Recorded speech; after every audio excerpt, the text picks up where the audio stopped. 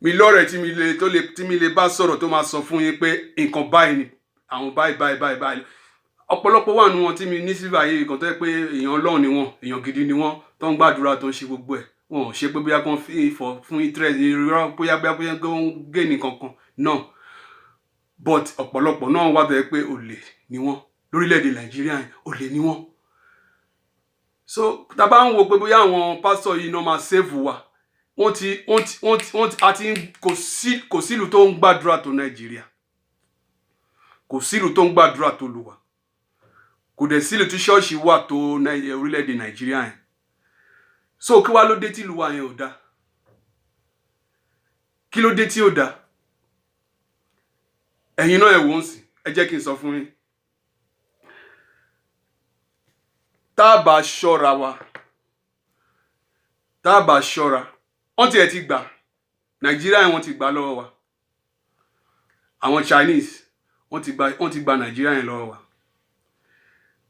Ṣebí ìlú kan ni mi mọ̀, mi láwọn èèyàn síbẹ̀ náà, ní Zambia yẹn. Ta ló head kíní police wọn bẹ́ẹ̀ yẹn sí? China ni, because Zambia ń jẹ wọ́n lówó, wọn ò dẹ̀ rówó yẹn dá padà. Kí ló dẹ̀ máa ṣe? Wọ́n fẹ́ bẹ̀rẹ̀ sí ni máa control China, Zambia. The same thing ló dẹ̀ ń ṣẹlẹ̀ ń sìn lórí ọ̀rọ̀ Nàìjíríà. Ẹ wo kíní bọ̀bọ̀ tó ní Yorùbá blood pẹ̀lú Igbo blood yìí, Rotimi Amaechi, Minister of Transport. Wọ́n ti ta Nàìjíríà fún China. Wọ́n ti tọwọ́ bọ̀ ìwé tán yẹ kan tọwọ́ bọ̀, wọn ò mọ̀. Wọn ò mọ nǹkan tó ń lọ sign. Gbogbo nǹkan tó ń dẹ̀ sign, wọ́n ti said this sovereignty of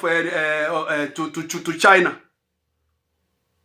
Wọ́n ti ta nǹkan ìlú wa, wọ́n ti ta gbogbo ẹ̀ fún China without being known, wọn ò mọ̀. Because wọn ò mọ̀. Ẹ mọ̀ pé Buhari bó ṣe wà yẹn, Buhari primary primary 6 nìkan ló kà, mi kàwé ju Buhari yẹn lọ, mi kàwé jù lọ. So òun even gan English ẹ bá gbé fún gan kò lè kà, ó kọ́ wọn máa ń ra ẹ̀ka ni. Èyí tó dẹ̀ tún lóhùn Rotimi tó lóhùn lọ sí school, China ò gbọ́ nǹkan tó ń sọ lédè China ò gbọ́, ó wá lọ ń tọwọ́ bọ̀wé. Ìsìn China ń sìn, wọ́n ti fẹ́ gbàlú mọ́ yín lọ́wọ́ ń sìn. Gbogbo nǹkan tẹ́rìn ní orílẹ̀-èdè Nàìjíríà yẹn kì í ṣe pé bóyá ọ̀rọ̀ eré o. Àwọn China máa gba Nàìjíríà yẹn mọ́ wa lọ́wọ́ o, wọ́n tiẹ̀ ti gbà. Àwọn China tẹ́ ń wò yẹn, wọ́n ti gbàlú yẹn. So ìdí nìyẹn tá ṣe sọ fún yín pé Nàìjíríà yẹn, ya Mr. Joe, bonjour, a ní láti kúrò lórílẹ̀-èdè location náà yẹn. Ìlú yẹn ò bá wa lára mu mọ́, a nídìí láti remain sórílẹ̀-èdè ìlú yẹn mọ́.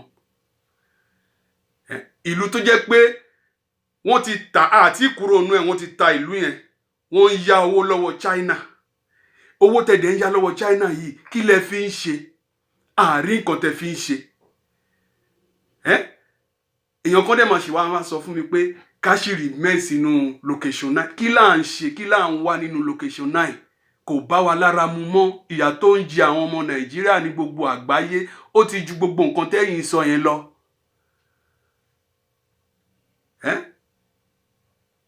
So ẹ fi wálẹ̀, ẹ jẹ́ ká máa lọ. Ẹ jẹ́ ká máa lọ, àfẹ́ wàhálà, àfẹ́ kankan, a mọ̀ pé kì í ṣe nǹkan tó easy, àmọ́ ẹ̀bẹ̀ la máa bẹ̀ yín. Lágbára ogun o. Àmọ́ tẹ bá ní kíní, kò sí problem. A rí recently sí pé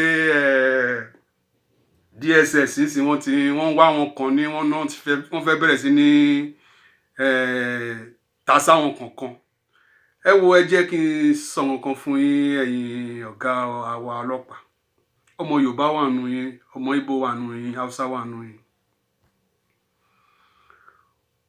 Wọ́n ní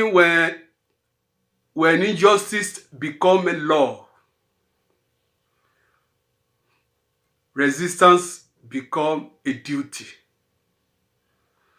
Tẹ́ bá lẹ fẹ́ bẹ̀rẹ̀ sí ní máa ṣe gbogbo nǹkan tẹ́.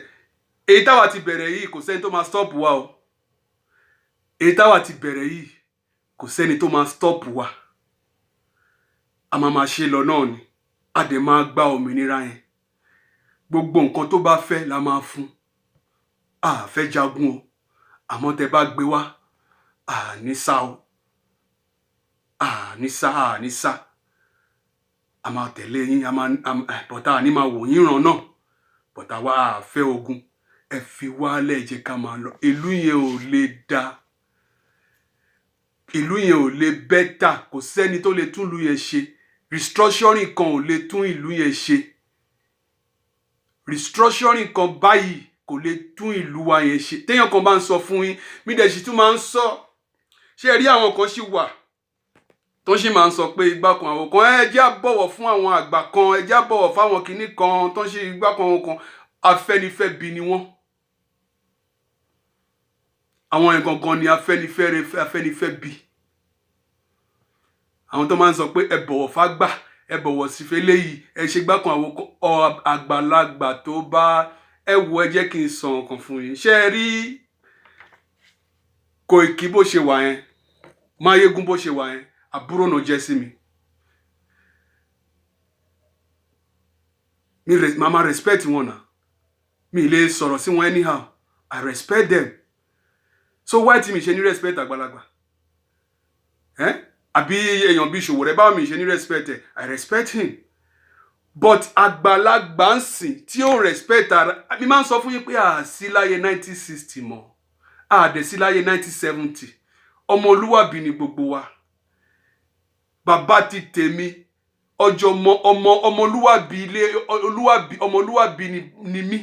tí mi bá tiẹ̀ lágbà ńlé mi ní pósítà àgbàlagbà ńlé ni ṣé mi rí pósítà àgbàlagbà ńlé ni so tágbà kan bá ń ṣe òṣìranù kéèyàn kan máa sọ pé bóyá àgbàlagbà lélẹ́yìí ẹ jẹ́ á bọ̀wọ̀ fún èpè la máa ṣẹ́ fágbà yẹn because nínú gbogbo àwọn àgbàlagbà yìí kò sí kankan nu wọn tó rẹ́dì láti tẹ̀lé nǹkan tá à ń ṣe yìí àtàbáṣì continue bá yẹn sọ yìí ní kúrò níbi tá à ń lọ a sì máa wọn anú ibi tá à ń lọ ní kúrò ẹ̀gbọ́n mi ẹ káàárọ̀ David Hamilton àwọn akínyìn o ní kúrò níbi tá wà tàbá sì sọ pé ẹjá bọ̀wọ̀ fún wọn ẹjá bọ̀wọ̀ fẹ́lẹ́ ẹjá bọ̀wọ̀ fẹ́lẹ́ èmi tèmi o ẹni tó bá fẹ́ bọ̀wọ̀ fún wọn o ẹ bọ̀wọ̀ fún wọn o but èmi rí ọ̀wọ̀ ta ẹni tó bá ṣe nǹkan tó da ẹjá bọ̀wọ̀ fún ẹni tí ó bá ṣe nǹkan burúkú ẹjá sọ̀rọ̀ sí ẹ jẹ́ ká mọ̀ pé nǹkan tó ṣe yìí kò dáa kì í ṣe pé bí ká máa fi ọwọ́ pa wọ́n lórí ká máa fọwọ́ pa wọ́n lára ká máa ṣe gbákan àwo kan kò sí yẹn kò kí ló ìyẹn ò kí ń ṣe kinní náà àwọn àgbà kan tó máa jáde tó máa ní àwọn náà ṣe kinní tájọ wà ẹ̀dẹ̀ lọ ń sin ẹ lọ lẹ́yìn wa ẹlẹ́fẹ́ lọ ṣe restructuring adẹ̀jọ́ ń sọ̀rọ̀ òmìnira ẹ̀yin lẹ́fẹ́ lọ ṣe restructuring ṣáwọn àgbà nìyẹn ẹ̀wọ̀ ẹ jẹ́ kí n sọ fún yín àwọn àgbà yìí gangan àwọn tó jẹ́ pé bóyá tó bá náà wà pẹ̀lú wa tó ń ṣì ń ṣe bí akínní ìgbàkan àwo kan yẹn ọjọ́ tọ́lọ́run bá fún wa lómìnira yìí ẹ̀yin la máa kọ́ fi rúbọ ara yín la máa ti bẹ̀rẹ̀ example because tẹ bá ń fi pé bóyá wá síbà yìí láti wá ṣeré ni wá síbà yìí láti wá ṣeré wá síbà yìí láti wá ṣeré èmi máa ń sọ fún yín ọjọ́ tí n bá sọ fún yín nǹkan tí ìyá mi jẹ́ ikú tó pa ìyá mi ẹ máa mọ̀ pé mi ì wá sórí afẹ́fẹ́ láti wá ṣeré ẹ máa mọ̀ pé léyìí kò tiẹ̀ mi ì wá síbà yìí láti wá ṣeré rárá yà Níkẹ́ good morning so kéèyàn kan máa sọ fún mi pé ìgbàkan àwo bàbá ti tèmi tó bá ṣe nǹkan tí ó da èmi máa bọ́n ṣe jẹ́ ọjọ́ mọ́ ọ̀fun gboyè tó ń bá ṣe nǹkan tí ó da máa sọ fún wọn pé bàbá dádì mi ti ẹ̀ fẹ́ kẹ́ bá mi ti ẹ̀ fẹ́ gbọ́mọ́ mi ti ẹ̀ fẹ́ rí so kéèyàn kan máa sọ fún mi sí pé àgbà kan máa ṣe nǹkan tí ó da káwa máa fọwọ́ pẹ̀tẹ̀ nonsense so ká dẹ̀ tètè mọ bá ṣe máa ṣe ń sìn ká máa ti àwọn àgbàlagbà yẹn ká jẹ́ kó mọ̀ pé a wà pẹ̀lú wọn because èyí táwa ń ṣe yìí ó ti wà á mọ nǹkan tá à ń ṣe tó ń bá fi pé à ń ṣeré ni à ṣeré tó ń bá fi pé à ń ṣeré we are not playing. Àgbà tó bá ṣe kíní àwọn la máa fi rú ẹbọ a máa kọ́ fi start. Koiki, good morning. Àgbà tó bá ṣe kíní àwọn la máa fi rú ẹbọ. So èyí tó bá ṣe dáadáa àwọn la máa tẹ̀lé, èyí tó bá ṣàbúrú a máa fi yín rúbọ ni. So kéèyàn kan máa sọ pé bóyá àgbà kan igbá kan àwo kan, èmi wá síbẹ̀ láti wá bú àgbà kan àbí but àgbà tó bá ṣe nǹkan tí ó yẹ kó ṣe, because gbogbo nǹkan tá à ń rí lórílẹ̀‐èdè Nàìjíríà kò bá wa lára mu náà, kò bá wa lára mu. Àwọn àgbà yìí náà ló dẹ̀ ń dá wa láàmú. Ọ̀dọ́ mélòó lẹ rí inú wọn? Àwọn ọ̀dọ́ tá à ń rí inú wọn náà olórí burúkú ni wọ́n. Kéèyàn lọ tọwọ́ bọ̀wé ìwé kó máa sign kó ló ń lọ school kó ló ń ní PhD kó máa tọwọ́ bọ ìwé ó mọ nǹkan tó ń sign. Later sí ló wá ń sọ wọ́n tún fẹ́ ṣe investigation tún ní pé òun advice àwọn house kó máa ṣe investigation because ẹ wo ìlú tá wà. Àwọn China máa gba ìlú yẹn, wọ́n máa gba àwọn state kọ̀ọ̀kan, máa gba àwọn nǹkan kan lọ́wọ́ Nàìjíríà yẹn bó ṣe wà yẹn.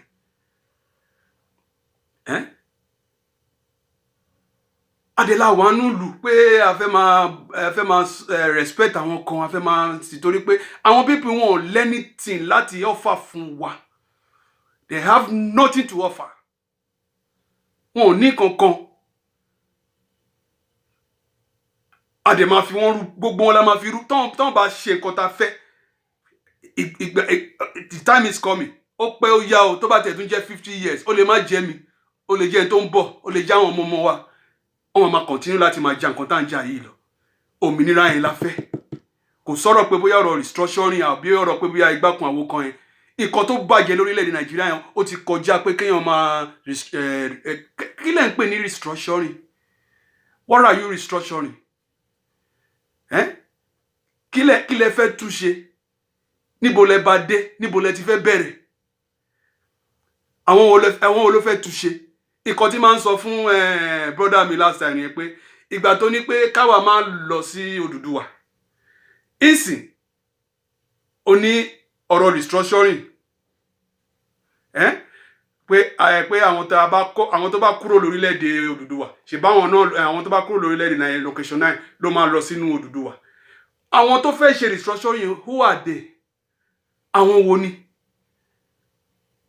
Àwọn politician ni gbogbo wọn yẹn, and they are all corrupt. Gbogbo kíní ìdẹ ni wọn lè ṣe ní favour our masses. Wọ́n ti rí pé tó bá gbọ́rọ̀ restructuring wọlé ó máa affect àwọn,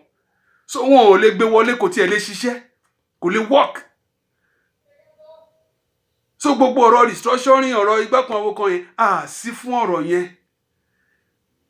sí fún ọ̀rọ̀ yẹn. Òmìnira làwa fẹ́. A dẹ̀ máa gbà, Ọlọ́run dẹ̀ máa fún wa lómìnira yìí. Gbogbo nǹkan tá bá mọ̀ tá bá lè ṣe la máa fi gbà. Àfógun o. A mọ̀ pé kì í ṣe nǹkan tó dẹrù àti délùú rí tó jẹ́ pé àmọ́ tẹ́ bá gbé ogun yẹn wá àṣà o. Àfógun o. We don't want war, àfẹ́. So ẹ̀bẹ̀ là ń bẹ ìjọba, ẹ fi wálẹ̀. Ẹ ràn wá lọ́wọ́ kí gbogbo nǹkan wá easy fún wa ká máa lọ. Gbogbo nǹkan tá à ń rí lórílẹ̀‐èdè location náà yìí, ìlú yẹn ò kì í ṣe bí ìlú ni mi wà mí báyìí. Ìlú kọ́ ni mi wà mí báyìí ni. Ìlú kọ́ ni mi wà ní. Táwọn èèyàn kan bá tiẹ̀ ń pè mí báyìí ní favela. Ẹ tó bá mọ nǹkan tó ń pè ní favela, ẹ bá fẹ́ mọ nǹkan tó ń pè ní favela, ẹ ra ticket ẹ wá sí Brazil. Ẹ wá wo nǹkan tó ń pè ní favela. Ní ìdí ká máa sọ̀rọ̀ Brazil fún yín. Ẹ wo nǹkan táwọn aráàlú yìí tó ń ṣe fáwọn èèyàn. Ẹ wo bó ṣe ń respect constitution wọn. Òfin wà.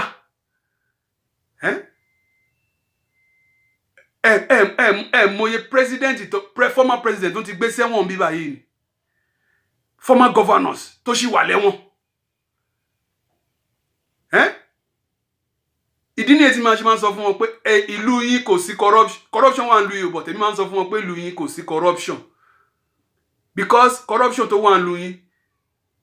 ẹ máa ṣe ẹ kàn máa jí díẹ̀, a dẹ̀ máa rí nǹkan tẹ́ fi ṣe but ẹ̀rù sì ti máa bà yín náà pé kí là ń ṣe yìí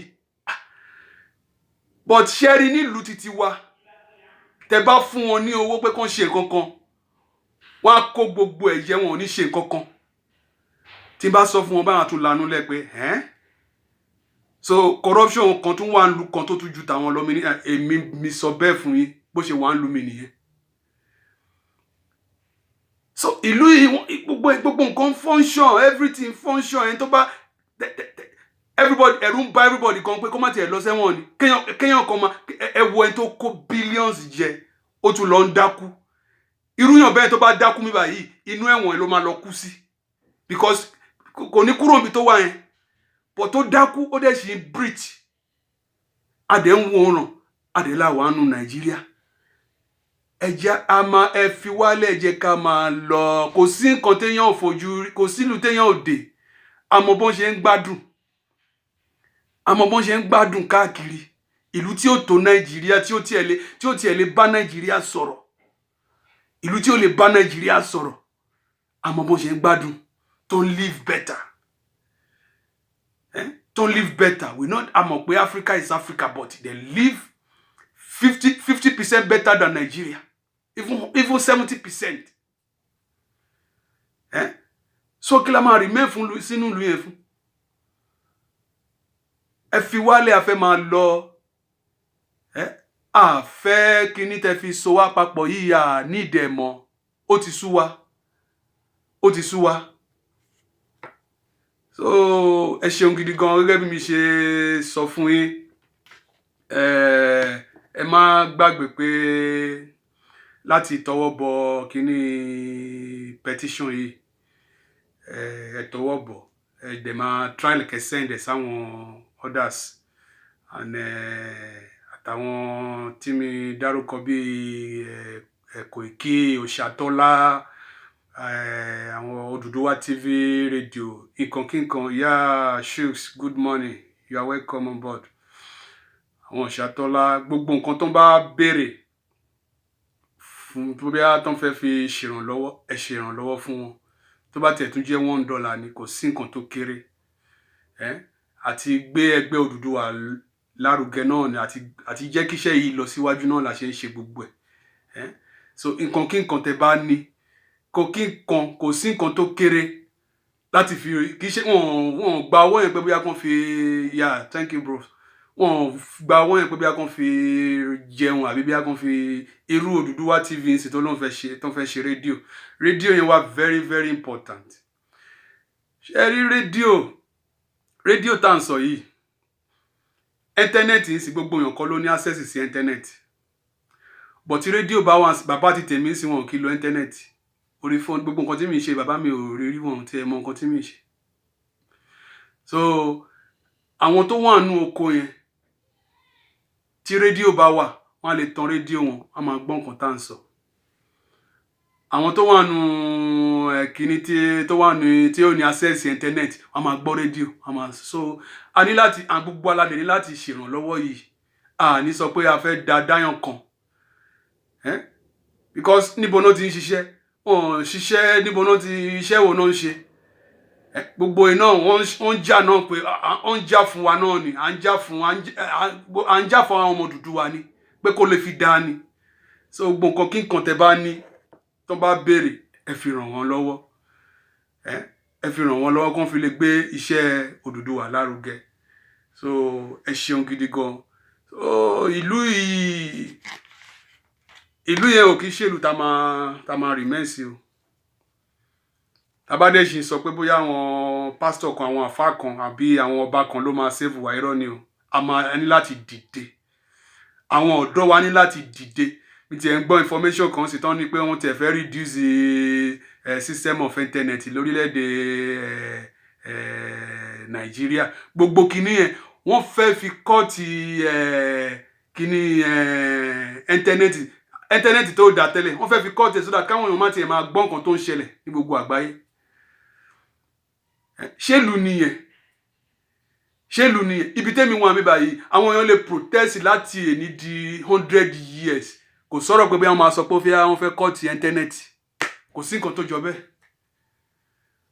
kò kò sí kéèyàn wà nù lù ká wà nù lù ká má lè gbádùn lù èmi pé mi ṣe wà mí fẹ́ padà lọ sílùú mi náà ṣe fi pé mi fẹ́ lọ sílùú mi ni mi fẹ́ padà lọ sílùú mi ìlú mi wù mí láti lọ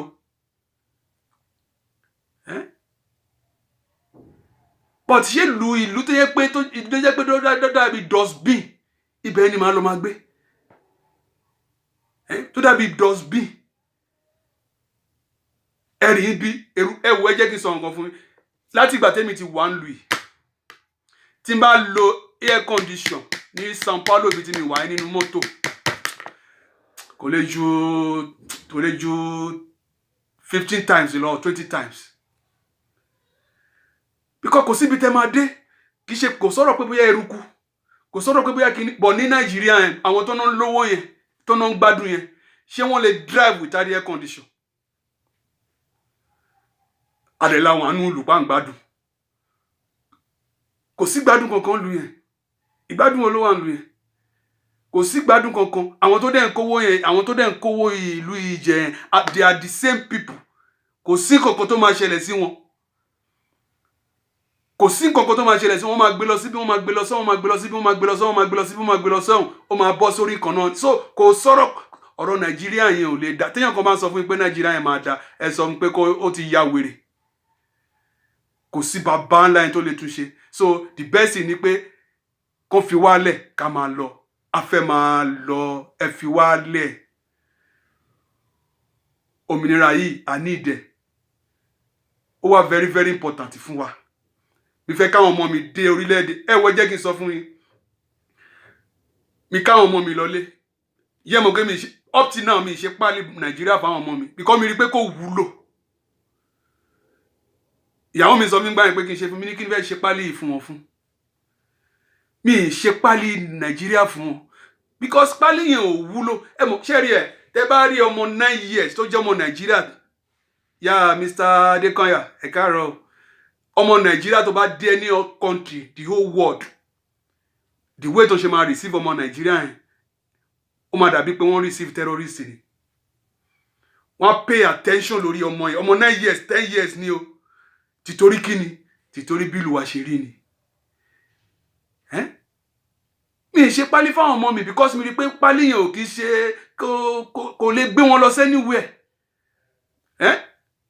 kò lè gbé wọn lọ anywhere but ìlú tó ń wá nígbà ṣe ìlú tí mi rí pé ìlú wọn ò ní future màá wá káwọn ọmọ mi lọ sílùú yẹn kí náà fẹ́ lọ ṣe kí náà fọlẹ èmi gangan ò ní future bẹ́ẹ̀ so àwọn ọmọ mi ni màá kó lọ síbẹ̀ mi lè káwọn ọmọ mi lọ́nà ẹjọ ẹ ṣe nǹkan ẹjọ tẹ bá ti ń wọlé ẹ máa bá wa like ẹ máa bá wa share ìlú tí ò ní future mi lè káwọn ọmọ mi lọ mi ṣe pálí fún wọn mi ṣe ní tí mi tí ẹ fẹ́ dábàá ìgàn àpá mi tí ẹ fẹ́ ronú sí pé kí n ṣe pálí Nàìjíríà fáwọn tí n bá fẹ́ lọ Nàìjíríà pẹ̀lú àwọn ọmọ mi máa gba visa fún wọn ni mi gba visa fún wọn mi lè ṣe pálí fún wọn nígbà yìí náà mi ṣe fún wọn because kò ó wà useless wọn ò ní ìdẹ pálí tó yẹ pé Afghanistan ibi tó ti máa lọ pa wọ́n dànù nìkan ló lè fi lọ àbí Pakistan or Syria ibẹ̀ náà lè lo pálí yẹn lọ ìlú ibi tán wà yìí wọ́n lè lọ síbi tán wọ́n lè lọ Europe bó ṣe fẹ́ wọ́n lè lọ many countries wọ́n lè lọ South Korea wọ́n lè lọ everywhere wọ́n lè lọ New Zealand wọ́n lè lọ bó ṣe fẹ́ so ìlú yẹn ò ẹ wò ẹ má jẹ́ àtọ̀ra wa ìlú yẹn ò kì í ṣe lù ìlú yẹn ò kì í ṣe lù àdèmà kúrò ń bẹ yẹn ẹ fẹ́ ẹ kọ o èmi tí mi bá ń sọ̀rọ̀ mi lè má jẹ inú ẹ o but with time tá bá kú àwọn tó tún bọ̀ lẹ́yìn wọ́n tún máa jà ẹni kọ́ làwọn Biafra ti ń jà tiwọn náà àti mẹ́ni ti kú àdẹ̀sí mọ àwọn tó sì ń jà lọ èmi náà sì máa kúrò ń bẹ náà ó sì máa jà lọ ọjọ́ kan a máa gba òmìnira yìí because kò sí nǹkan tẹ́yìn ọ̀fà fún orílẹ̀-èdè yẹn ọ̀fà nǹkan kan kò sí nǹkan báyìí tó tẹ fẹ́ sọ fún wa pé bóyá nǹkan báyìí tó tẹ ń ṣe báyìí náà a lè rí nǹkan kan mi rí nǹkan kan dìímú látìgbà tó ti bí mi látìgbà tó ti bí èmi wọn ṣe nǹkan kan fún mi rí orílẹ̀-èdè Nàìjíríà yẹn ò ṣe nǹkan kan fún mi rí nọ́ọ̀tì tí Nàìjíríà bá ń ṣe tó bá pé Nàìjíríà yẹn ti ẹ̀ jẹ́ ìlú kan tó dáa kẹ́tì ẹ̀ máa san kẹ́ máa san tẹ́ bá ń san tí n bá ń gba 500 tí mi ṣiṣẹ́ Nàìjíríà tí mi gba $500 ṣe fi pé máa kúrò Nàìjíríà yẹn mọ iye tí $500 jẹ́ Nàìjíríà mọ iye tó ń san fáwọn ará Amẹ́ríkà mọ iye tó ń san ní Europe ṣe fẹ́ sọ mi pé à ní owó yẹn a dẹ̀ ń yá owó lójoojúmọ́ à ń yá owó lójoojúmọ́ à ń yá owó tá à ń yá yẹn ṣe fi pé bóyá kinní ni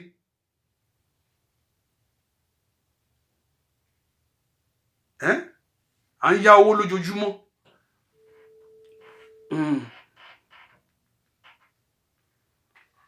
tábà tí ẹ̀ ń yá owó tá à ń yá owó ká tiẹ̀ rí nǹkan tá fowó yẹn ṣe àárín nǹkan tá fowó yẹn ṣe owó tá à ń yá àárín nǹkan tẹ́ fi ń ṣe ẹ kàn ń kówó yẹn ẹ ń kó sápò ara yín ẹ ń kó sínú family yín ẹ ń kó everywhere èmi máa ń sọ fún yín báyìí ibi báyìí ìlú bíi tí mi wà yìí is an example tẹ́lẹ̀ fi mọ̀ nǹkan owó tẹ́ ń yá yẹn ẹ kàn ń yá owó yẹn many things wà nígbà tá a lè máa fún yín l'example ẹ̀ tó wà very simple owó tẹ́ ń yá yẹn kí lẹ fi ń ṣe àwọn aráàlú nǹkan tó ń save wọn lénìí tó ń ṣì dá àwọn bíi ara bíi tó ń ṣì dá àwọn ìlú kan bíi kínní reserve tó ń ní sákàǹtì wọn ló ń save wọn lénìí wọn ò yáwó náà wọn ò jẹ gbèsè but ẹ̀yin máa yá owó ẹ yá owó ẹ àdẹ̀ rí nǹkan tẹ́ fowó yìí ṣe ẹ tún yá owó lọ́wọ́ China ẹ tún lọ ti ọwọ́ bọ̀wé ìwé tẹ̀dẹ̀ tí wọ́n bọ̀ ń sìn later ń sì lẹ́wọ́ realize sí pé nǹkan tẹ́ ṣe yìí pé ẹ ti ń ta sovereignty Nigeria fún China later ẹ̀dẹ̀ ti tọwọ́ bọ̀wé ẹ̀dẹ̀ lẹ́ lọ school títorí pé nǹkan tẹ́ fẹ́ jẹ kò jẹ́ kẹ́ gbọ́n kò jẹ́ kẹ́ mọ nǹkan tẹ́ ń ṣe so ìlú yẹn a ní láti kúrò ìlú yẹn ò bá wa lára mu ẹ fi wálẹ̀ jẹ́ ká máa lọ kò sí nǹkan téèyàn kan fẹ́ sọ fún wa pé èèyàn kan báyìí ló fẹ́ wá tún ṣe Afẹ́nifẹ́ bí kan ò lè tún ìlú yẹn ṣe Afẹ́nifẹ́ bí kan gbogbo wọn bó ṣe wà yẹn olè ló fẹ́ wá jẹ olè pátágbá ni wọn olè wọn wá fún nǹkan tó ṣe kinní báyìí ọ̀pọ̀lọpọ̀ náà dẹ̀ wà lórí afẹ́fẹ́ náà Afẹ́nifẹ́re náà ni wọ́n they are just pretending Afẹ́nifẹ́re ni wọ́n olè ni wọ́n kẹ́yìn náà kẹ́ máa wò kí ló kan ọ̀rọ̀ Odùduwà pẹ̀lú ọ̀rọ̀ pé a fẹ́ rẹ́gísítà kínní Odùduwà kínní sí under lórúkọ charity kí ló kàn ẹ̀yin náà ẹ rò náà ṣe rí páwọn yẹn ò wá fún wọn ò tiẹ̀ wá fún nǹkan tá à ń jà fún gbogbo àwọn tó dẹ̀ ń ṣe kínní gbogbo Afẹ́nifẹ́re ni wọ́n ẹ má jẹ́ kéèyàn kan parọ́ fún yín they are all Afẹ́nifẹ́ bí their name is Afẹ́nifẹ́ bí kò kí ṣe Afẹ́nifẹ́re ẹ rẹ́gísítà kínní ẹ wá rẹ́gísítà kínní sí under charity ṣé mọ̀ nǹkan tó ń pè ní charity ẹ jẹ́ ń sọ nǹkan tó ń pè ẹni tí ó bá mọ̀ nǹkan tó ń pè ní charity ẹ jẹ́ ń ṣàlàyé fún yín èmi ní charity pẹ̀lú èmi àti ìyàwó mi àmì ni charity kí ni charity ṣé láti gba nǹkan bí abíyá ká fi ràn yàn lọ́wọ́ káwọn èèyàn máa contribute àwọn organisation lè máa fún àwọn èèyàn lówó igbá kan ìsìn owó yẹn sì tó ń bá fún yín sìn ṣáwọn tó ń fún yín lówó ló máa fún yín lómìnira ọ̀rọ̀ yẹn sì àmọ́ ibi tó ń ba dé nsìn wọ́n kàn wọ́n bẹ̀rẹ̀ sí ní sọ òyìnbó kan tí ò lẹ́sẹ̀ ńlẹ̀ bí pé èèyàn kan ò mọ òyìnbó sọ gbogbo yín ẹ̀dẹ̀ wá fún self interest yín ni ẹ wá fún pé bóyá ẹ wá fún ọ̀rọ̀ ẹ wá jà fún bóyá kínní èmi wá síbẹ̀ láti wá báyàn kankan ṣeré o ẹni tó bá mọ̀ pọ́n wá ṣeré bíbá yìí kó máa ṣeré ẹ lọ àwa náà máa bá wọn ṣeré lọ ṣé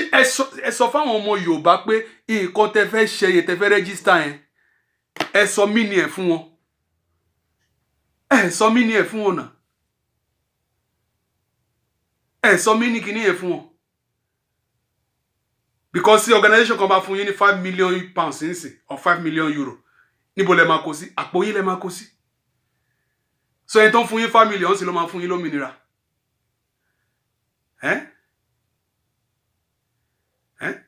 ẹni tó bá fún yín ní £5 million sì ló máa fún yín lómìnira ẹ̀dẹ̀ wá ń sọ pé ìgbàkun àwo kan Afẹ́nifẹ́ bí ní gbogbo yín Afẹ́nifẹ́ bí ní gbogbo tẹ́ bá dé change mi ṣe bá yín sọ̀rọ̀ yìí wà láìtàlá orí tí ó bá jẹ́ mi o àwọn ọmọ wa tó ń bọ̀ orí yín náà máa ti bẹ̀rẹ̀ tó máa fi yín ṣe sacrifice lórí ọ̀rọ̀ Odùduwà tá à ń sọ yìí because ẹ lè wá kẹ́ máa fi pé bóyá ẹ̀kan wá ń dá wọn yàn láàmú pé àwọn kan wá síbà yìí ṣé mi wá síbà láti wá tọrọ owó ni mi wá síbà láti wá bẹ̀yàn kan fún kínní ìyá Mr. Ayọ̀délé ẹ káàárọ̀ mi wá síbà láti wá àwọn tó ń béèrè wọn ń béèrè fún nǹkan tó dáa náà ń béèrè ẹ̀ fún so ẹni tó bá ní kó fún wọn but èmi wá síbà yìí láti wá fún òmìnira ni àdèmàgbà because ìjìyà tó ń jẹ àwọn ọmọ Nàìjíríà tẹ́yìn